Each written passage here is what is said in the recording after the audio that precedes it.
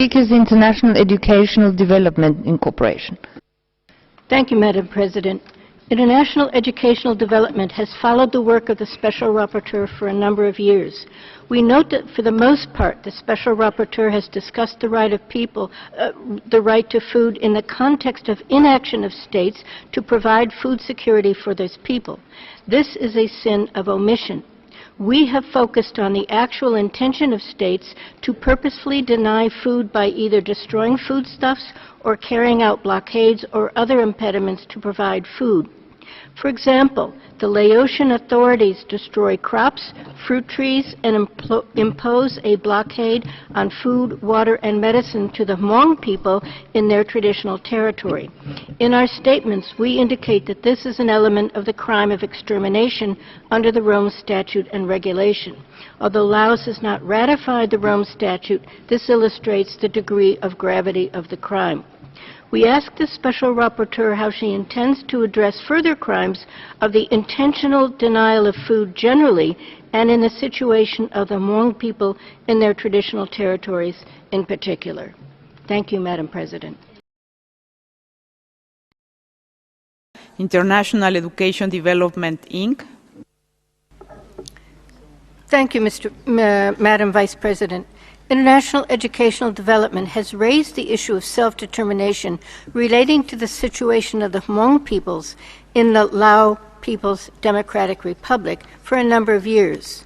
We have pointed out the fact that the Laotian authorities declare it would eradicate the Hmong in their traditional territories due to Hmong support for the United States in the Vietnam War.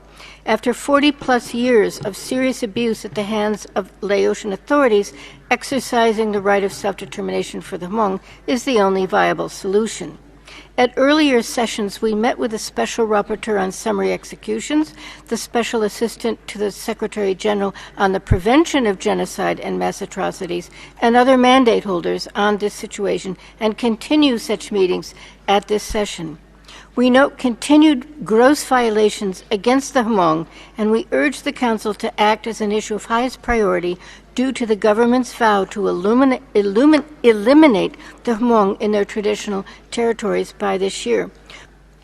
Due to the primacy of the right to self-determination in international law and other situations invoking the right, we urge the Council to establish a separate agenda item for it. Thank you, Madam Vice President. Thank you.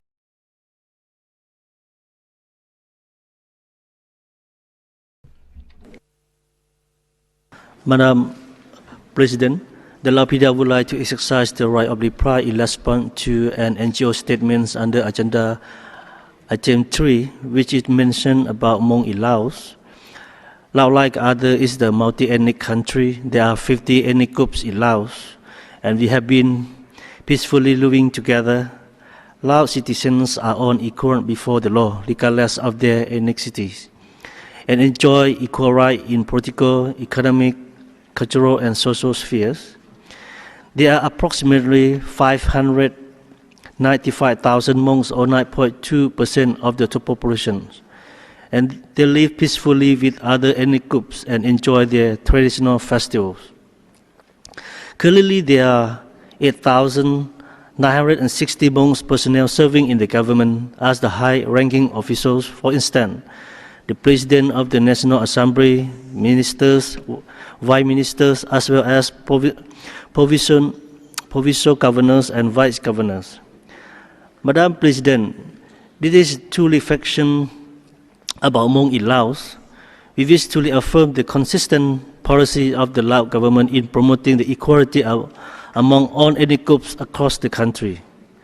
We are disappointed that this NGO received and used fabricated information against my country.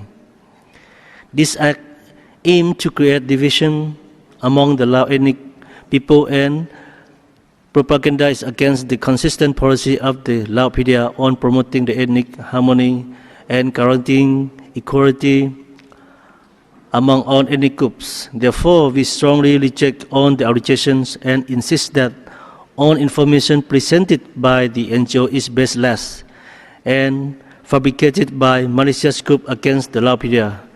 I thank you, Madam President.